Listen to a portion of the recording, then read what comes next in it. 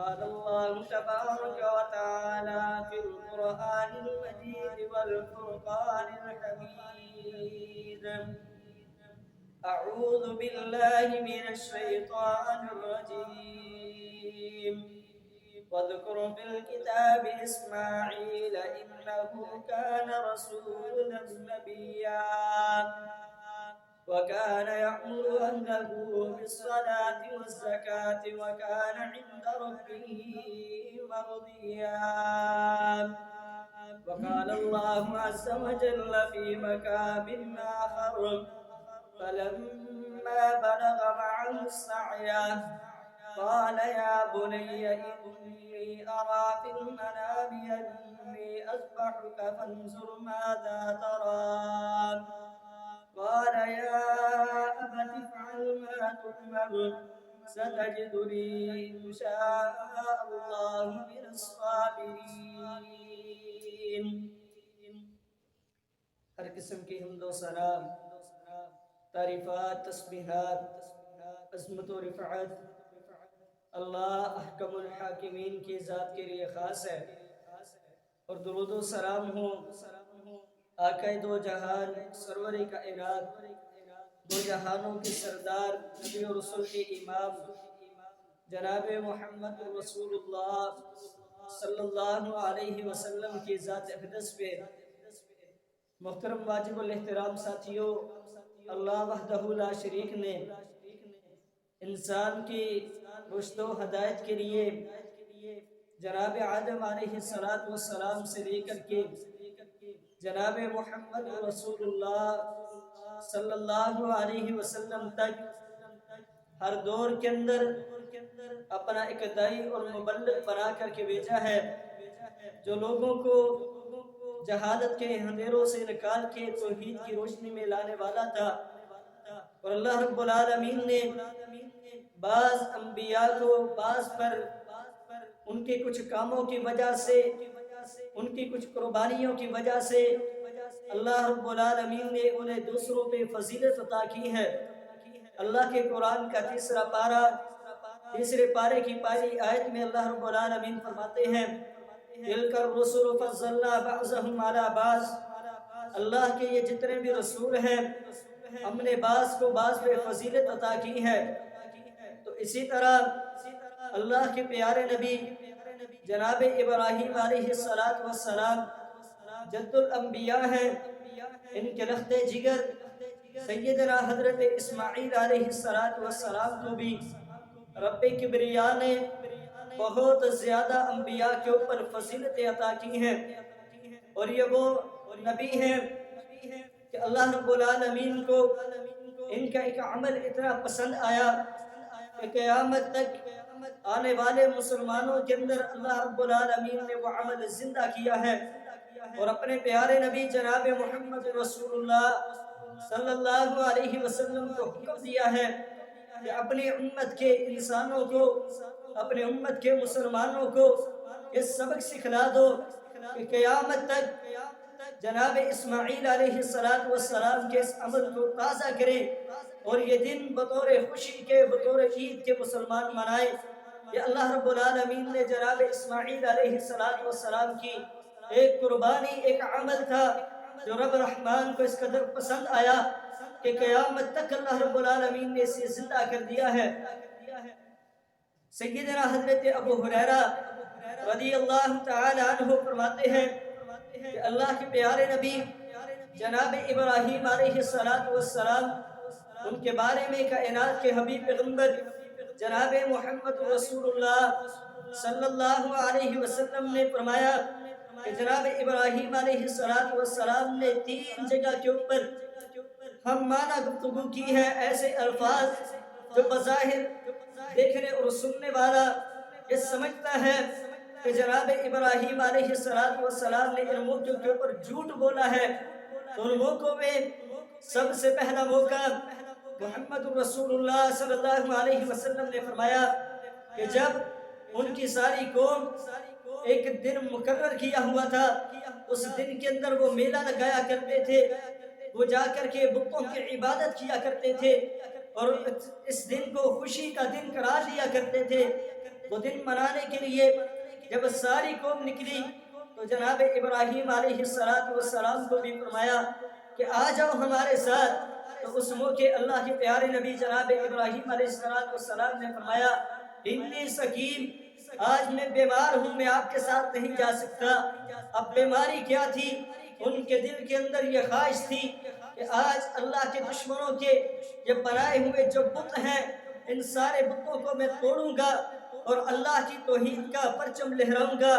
یہ بات تھی جناب ابراہیم علیہ السلام کے دل کے اندر اللہ کی توحید کو اونچا کرنے کے لیے۔ اس موقع پہ انہوں نے یہ بات کی تھی، حالانکہ ظاہری طور پر جسمانی طور پر انہیں کوئی بیماری بھی لائق نہیں تھی۔ اور دوسرا موقع کہ جب انہوں نے اللہ کے دشمنوں کے سارے بتوں کو توڑ دیا تھا تو واپس آ کر کے ساری قوم نے جب اپنے بتوں کو ٹوٹا ہوا دیکھا تو سارے بیٹھ کر کے سوچنے لگ کے من فعل ھذا، کہ یہ کام کرنے والا کون ہے؟ تو ان میں سے ایک بتانے والے نے بتایا سمعنا فتى يذكرهم يقال له ابراہیم، اللہ کا ایک بندہ ایسا ہے، ایک نوجوان ہے کہ جسے ابراہیم کہا جاتا ہے، ہم نے اس سے سنا ہے کہ وہ تمہارے بتوں کی نفی کرتا ہے اور وہ تمہیں اللہ رب العالمین کی طرف دعوت دیتا ہے کہ لوگوں دنیا کائنات کے اندر اللہ کے علاوہ کوئی دوسرا معبود نہیں ہے، اور یہ جو تم نے بنائے ہوئے ہیں یہ تمہارے کسی کام کے لیے نہیں ہے، نہ یہ سن سکتے ہیں، نہ یہ دیکھ سکتے ہیں، نہ یہ بول سکتے ہیں، نہ تمہیں اولادیں دے سکتے ہیں، نہ تمہیں رزق عطا کر سکتے ہیں، یہ تمہارے کسی کام کے لیے بھی نہیں ہے۔ تو ہم نے اس ابراہیم کو سنا ہے کہ وہ تمہارے بتوں کی نفی کرتا ہے۔ تو جناب ابراہیم علیہ السلام سے جب پوری قوم نے سوال کیا تھا کہ ابراہیم، جناب ابراہیم علیہ السلام سے ان کی قوم والوں نے سوال کیا تھا کہ اے ابراہیم کیا تم نے یہ کام کیا ہے؟ تو ابراہیم علیہ السلام نے فرمایا بل فعلہ کبیرہم، یہ ان کے بڑے نے کام کیا ہے، یہ میں نے نہیں کیا۔ سارے بتوں کو توڑ دیا، صرف ایک جو ان کا بڑا بت تھا اس کے کندھے کے اوپر وہ کلہاڑا، وہ جس کے ساتھ بتوں کو توڑا تھا وہ ازار جا کے اس کے کندھے پہ رکھ دیا اور کہا کہ یہ کام کرنے والا ان کا بڑا ہے، میں نے یہ کام نہیں کیا۔ اور تیسرا موقع ہے جب جناب ابراہیم علیہ السلام اپنی بیوی کو لے کر کے جا رہے تھے، راستے کے اندر سفر کے دوران ایک ایسی جگہ سے گزر ہوا جہاں پہ ایک ظالم بادشاہ رہتا تھا۔ اس کے حواریوں نے اسے بتایا کہ ہمارے علاقے میں ایک ایسا بندہ آیا ہے کہ جس کے ساتھ ایک خوبصورت عورت ہے اور وہ یہاں سے گزر رہا ہے۔ اس نے اپنے ایک حواری کو، اپنے ایک ملازم اور نوکر کو جناب ابراہیم علیہ السلام کے پاس بھیجا اور آ کر کے اس نے سوال کیا کہ یہ تیرے ساتھ جو لڑکی ہے، یہ جو عورت ہے جسے تو ساتھ لے کر کے جا رہا ہے، یہ کون ہے؟ اب اگر خدشہ تھا کہ جناب ابراہیم علیہ السلام اس موقع پہ یہ کہتے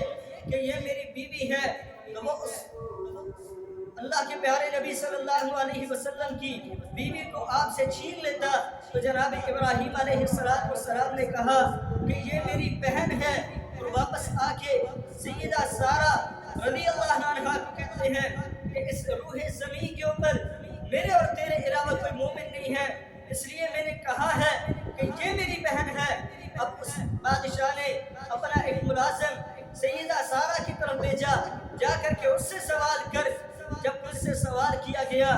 تو کہنے لگی کہ یہ میرا بھائی ہے۔ اب دونوں کا آپس میں اسلامی جو رشتہ تھا بہن بھائیوں کا، جو اللہ رب العالمین نے ہر مسلمان کے آپس میں رکھا ہے کہ جو بھی کلمہ پڑھنے والا، وہ مرد ہو وہ عورت ہو، وہ دوسرے کے بہن بھائی ہیں، اللہ رب العالمین نے یہ رشتہ قائم کیا تھا۔ تو اس بادشاہ نے ان کو بطور خدمت سیدہ ہاجرہ پیش کی ہے کہ جن کو جناب ابراہیم علیہ السلام لے کر کے گئے اور پھر بعد میں ان سے نکاح کیا۔ ان سے نکاح کی وجہ سے اللہ رب العالمین نے جناب ابراہیم علیہ السلام کو اولاد جیسی عظیم نعمت عطا کی، اور اولاد کی صورت میں سیدنا حضرت اسماعیل علیہ السلام ملے اور سیدنا حضرت اسحاق علیہ السلام۔ یہ اس عورت سے جو ماجی ہاجرہ ہیں جنہیں بطور تحفہ تحفہ خدمت کے لیے ایک بادشاہ نے پیش کیا تھا سیدنا حضرت ابراہیم علیہ السلام کو اور ان کی بیوی سیدنا سارہ کو. تو اس نتیجے میں اللہ رب العالمین نے جناب ابراہیم علیہ السلام کو یہ عظیم بیٹا عطا کیا ہے جسے اسماعیل علیہ السلام کے نام سے یاد کیا جاتا ہے. اور پھر جب اللہ کے پیارے نبی جناب ابراہیم علیہ السلام عراق سے ہجرت کر کے مصر کی طرف گئے، فلسطین کے اندر پہنچے، تو اس وقت ان کی عمر 86 سال عمر تھی. وہاں پہ جس جگہ پہ انہوں نے پڑاؤ کیا، جہاں پہ بیٹھے، تو آج اس جگہ کو مسجد ابراہیم کے نام سے یاد کیا جاتا ہے. تو اس وقت ان کے بعد سفید ہو گئے، اپنے سر کے اندر جب سفیدی دیکھی تو اپنے رب کے سامنے دعا کرنا شروع کر دی. ربی حب لی من الصالحین فبشرناہ بغلام حلیم. اللہ رب العالمین سے دعا کر رہے ہیں کہ اللہ مجھے نیک صالح اولاد عطا کر دے جو دنیا کے اندر میرا سہارا بن جائے. اب بڑھاپے کی عمر کو پہنچ چکے ہیں، جسم کے اندر وہ قوت اور طاقت نہیں ہے جو جوانی کے اندر تھی، کہ جب ساری قوم کو للکار کر کے ایک اللہ کی وحدانیت کا اعلان کرنے والے تھے، جب سارے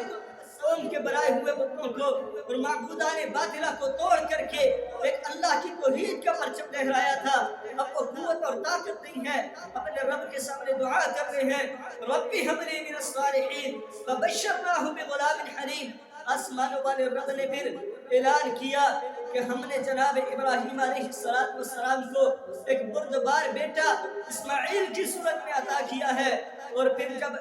کہ اسماعیل علیہ السلام ابھی دودھ پینے کی عمر کے اندر تھے کہ جناب ابراہیم علیہ السلام اور ان کی بیوی سارہ کے درمیان آپس میں کوئی بات چیت ہو گئی، گھر کے اندر کوئی جھگڑا پیدا ہو گیا. سیدنا حضرت عبداللہ ابن عباس رضی اللہ تعالیٰ عنہ بیان کرتے ہیں صحیح بخاری میں پیارے نبی صلی اللہ علیہ وسلم نے فرمایا کہ اب جناب اسماعیل علیہ السلام کو لے کر کے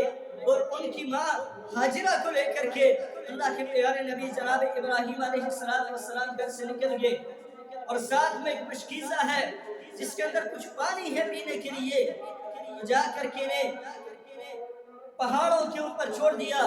جہاں پہ انسانی نام کی کوئی چیز بھی نہیں تھی، جہاں پہ کوئی پرندہ بھی نہیں تھا، جنگلات تھے، کالے پہاڑ تھے. وہاں پہ جا کر کے اپنی بیوی اور بیٹے کو چھوڑ کر کے آگے. تو سیدہ حاجرہ فرماتی ہیں کہ جب واپس آنے لگے جناب ابراہیم علیہ السلام سوال کرتی ہیں کہ ابراہیم کیا جرم ہے ہمارا، اس وجہ سے ہمیں یہاں پہ چھوڑ کر کے جا رہے ہو. تو جناب ابراہیم علیہ السلام نے کہا تھا کہ یہ میرے رب کا حکم ہے، میں اپنے رب کے حکم کی وجہ سے تمہیں یہاں پہ چھوڑ کر کے جا رہا ہوں. تو جناب ابراہیم علیہ السلام اپنے اس بیٹے اسماعیل کو جن کے بھی دودھ پینے کی عمر تھی رب العالمین سے مانگ کے جو اولاد اللہ نے عطا کی تھی، اس اولاد کو اور اپنی بیوی کو وہاں پہاڑوں کے اوپر چھوڑ کر کے آئے. اور کچھ دیر گزری کہ سیدہ حاجرہ وہ مشکیزے سے پانی پیتی تھی اور اپنے بیٹے کو دودھ پلا کر کے گزارا کر رہی. چند دن گزرے کہ مشکیزے والا پانی بھی ختم ہو گیا، مشکیزے والا پانی بھی ختم ہو گیا. اب ادھر ادھر چکر لگا رہی ہیں، دیکھ رہی ہیں کہ شاید کہ کوئی بندہ کوئی قافلہ جاتا ہوا نظر آ جائے، میں ان سے کچھ مدد طلب کر لوں، میں ان سے کچھ کھانے اور پینے کا سامان لے لوں کہ بھوک کی وجہ سے میں مر جاؤں گی. اب چکر لگاتی ہیں، ایک چکر صفا کی طرف، ایک مروہ کی طرف. پھر خیال آتا ہے کہ میرا بیٹا دور پڑا ہے، میں جا کر کے اپنے بیٹے کا بھی خیال رکھوں، کہیں چکر کے اندر میرے بیٹے کو کوئی درندہ نقصان نہ پہنچا دے. اب اپنے بیٹے کی طرف آتی ہیں، بیٹا بھی بھوک سے بھٹکتا ہوا نظر آتا ہے. اب کھانے اور پینے کے لیے کوئی چیز نہیں، ماں اپنے بیٹے کو دودھ کیسے پلائے گی جب ماں کو کھانے کے لیے کوئی خوراک ہی میسر نہیں ہے. تو پھر دوبارہ سے چکر لگاتی ہیں، حتیٰ کہ 7 چکر صفا کی طرف، 7 چکر مروہ کی طرف لگائے. یہ بھی ماں حاجرہ کا عمل رب العالمین کو اس قدر پسند آیا کہ اللہ رب العالمین نے ہر حاجی کے اوپر لازم کر دیا ہے ان الصفا والمروہ من شعائر اللہ،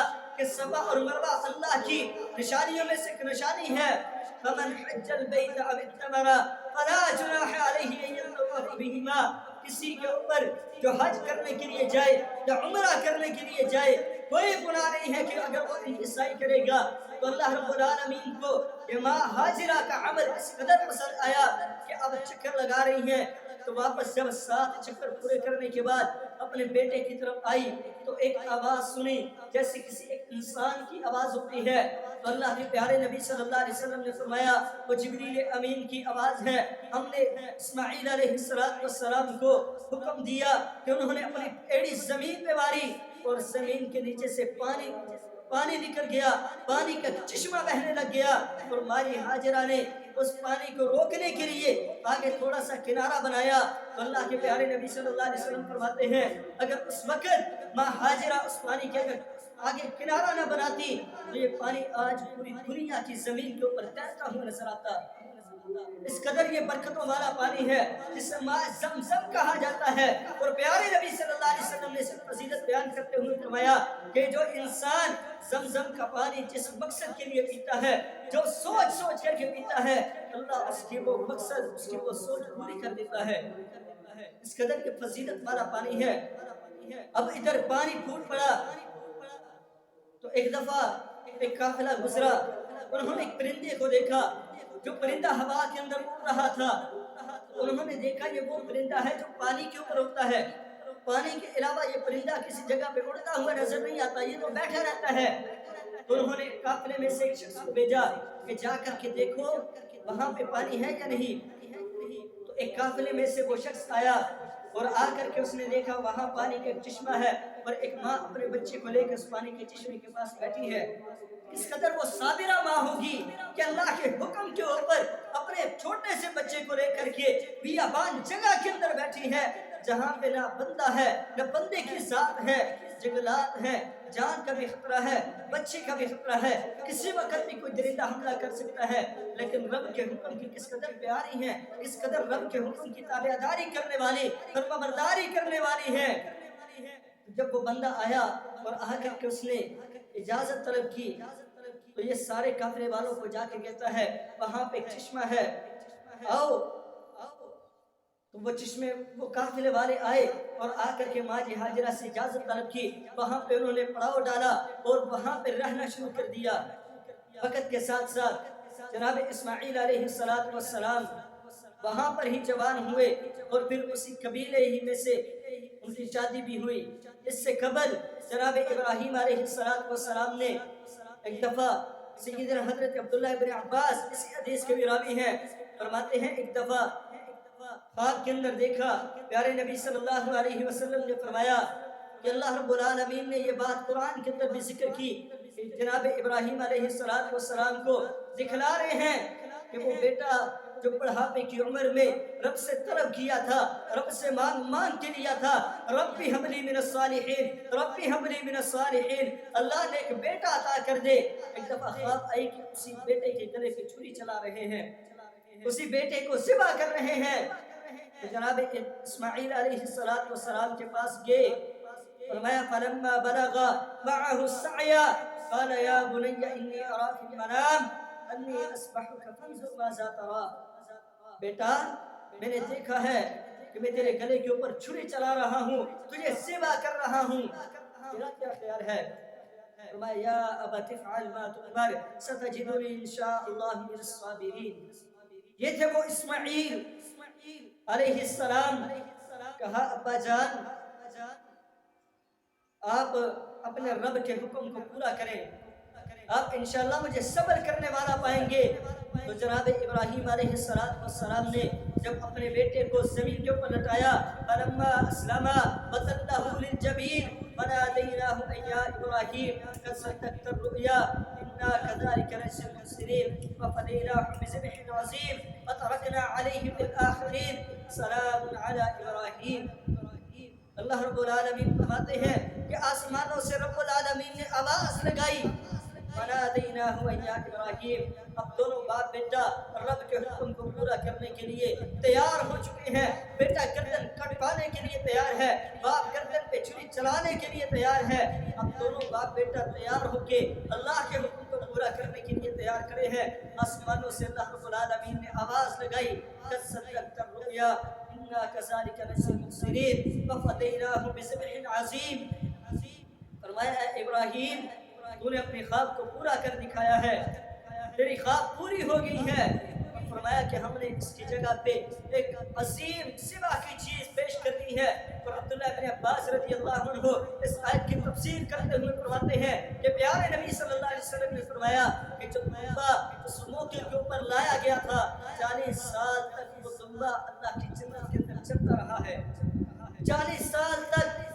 وہ دمبا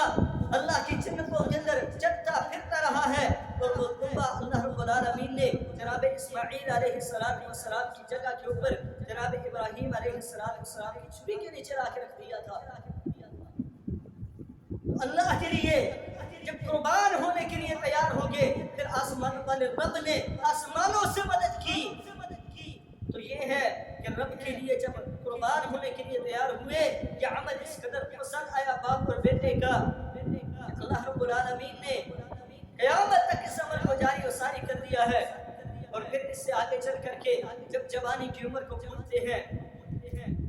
جوانی کی عمر کو پہنچے، ایک دفعہ جناب ابراہیم علیہ السلام پتہ لینے کے لیے گئے کہ جا کے اپنے بیٹے کا پتہ تو کرو، باپ کے کس قدر فرمانبردار ہیں۔ چھوٹی سی عمر کے اندر ہی باپ کو کہتے ہیں ابا جان آپ گلے پہ چھری چلائیں، ستجدنی انشاءاللہ من الصابرین، اگر اللہ نے چاہا تو آپ مجھے صبر کرنے والا پائیں گے۔ باپ کے حکم کے اوپر گردن کٹانے کے لیے تیار ہو گئے۔ اب اگلا امتحان آیا، جوانی کی عمر ہے، باپ آئے گھر پہ، پتہ کیا کہ اسماعیل کہاں ہے۔ پتہ کرنے پہ پتہ چلا کہ جناب اسماعیل علیہ السلام شکار کرنے کے لیے گھر سے باہر نکلے ہیں۔ تو بیوی سے گھر کے حال احوال پوچھے، شکایتیں کی کہ بڑی مشکل سے گزارا ہو رہا ہے۔ اب اللہ کے نبی کی بیوی ہو اور صابرہ شاکرہ نہ ہو، یہ اللہ کے انبیاء کو پسند نہیں تھا۔ کہا اچھا جب اسماعیل گھر پہ آئے ان کو کہنا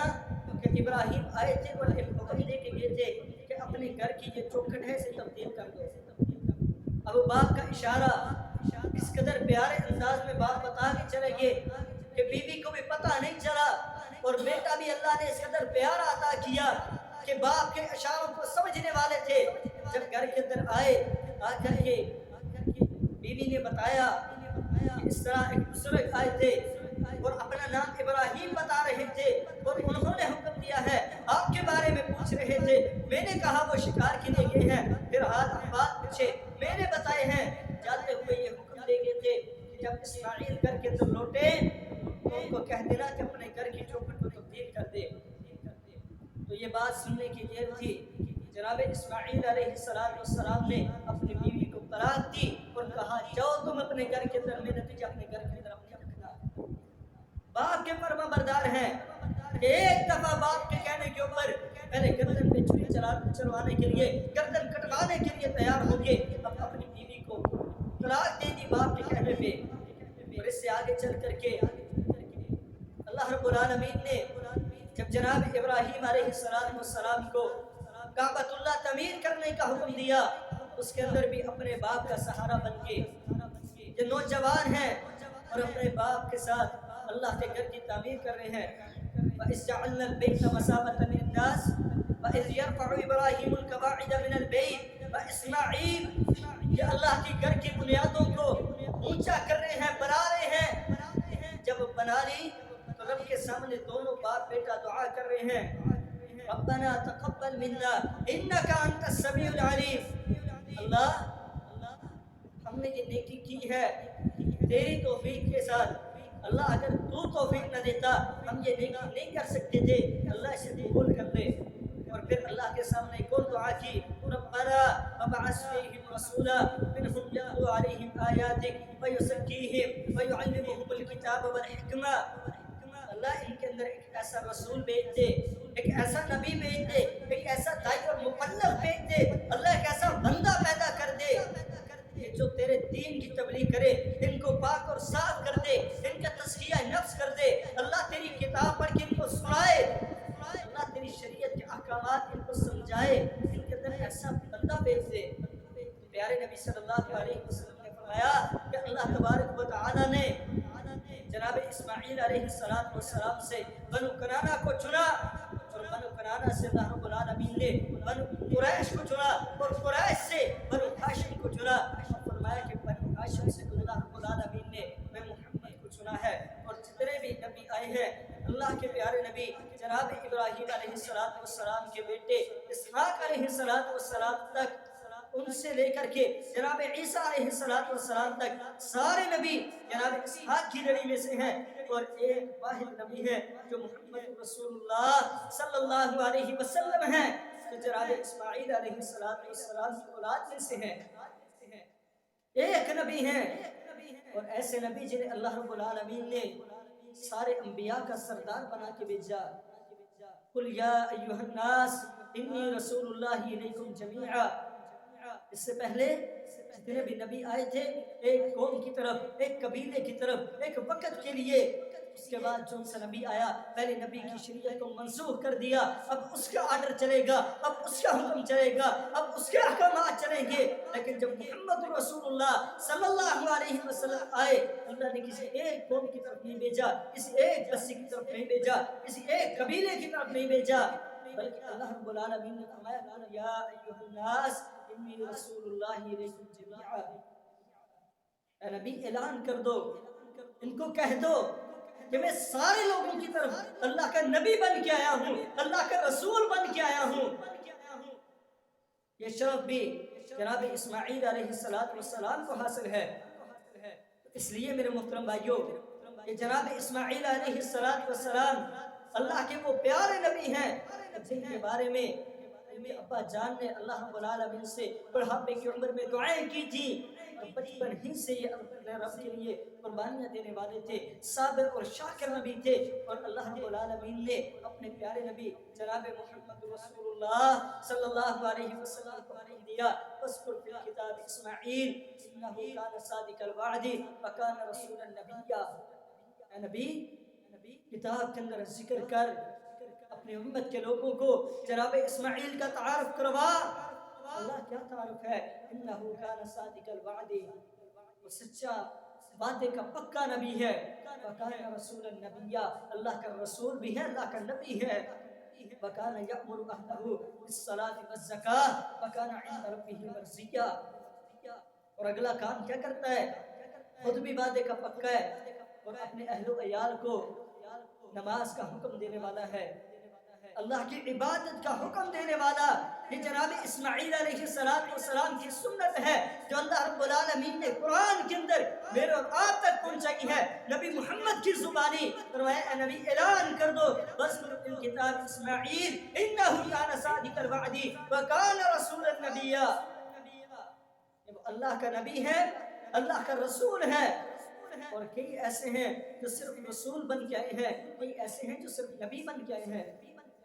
اور جناب اسماعیل علیہ السلام کو اللہ نے رسول بھی بنایا، اللہ نے نبی بھی بنایا ہے، اور اسی طرح جو آپ کی اولاد میں سے جناب محمد رسول اللہ صلی اللہ علیہ وسلم ہیں، انہیں بھی اللہ رب العالمین نے رسول بھی بنایا، نبی بھی بنایا ہے۔ وما محمد الا رسول،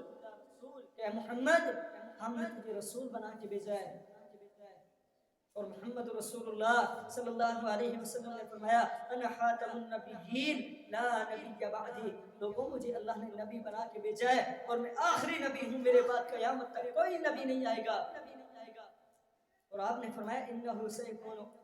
ثلاثون دجالون کذابون کلہم یزعم انہ نبی وانا خاتم النبی لا نبی بعدی۔ فرمایا میری امت کے اندر 30 دجال آئیں گے، جھوٹے کذاب آئیں گے جو اپنے آپ کو نبی کہیں گے۔ فرمایا انا خاتم النبیین لا نبی بعدی، لوگوں میں اللہ کا آخری نبی ہوں، میرے بعد قیامت تو آ سکتی ہے لیکن کوئی نبی نہیں آئے گا، کوئی رسول نہیں آئے گا۔